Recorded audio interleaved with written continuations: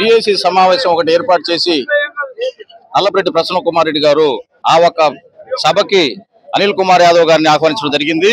ఆ రోజు ఆడ జరిగినటువంటి సంభాషణలో భాగంగా అనిల్ కుమార్ యాదవ్ గారు నవ్వారనేటువంటి ఉద్దేశంతో ఈ కార్యక్రమాన్ని చేశారు.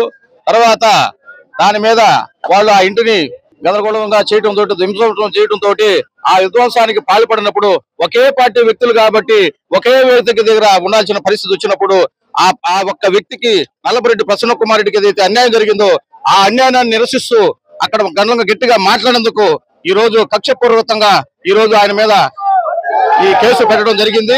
ఇది బీసీ నాయకులుగా మేమందరం తీవ్రంగా ఖండిస్తున్నాము. ఇది సరైన పద్ధతి కూడా కాదు. ఇంతవరకు ఎన్నో రాజకీయాలు చూసాము, ఎంతమంది చూసాము, కానీ ఈ రోజు కూటమి ప్రభుత్వం మాత్రం ఎక్కడ పట్టిన ఆంక్షలు, ఎక్కడ పట్టిన విధ్వంసాలు, ఇది మంచి కార్యక్రమాలు కాదు.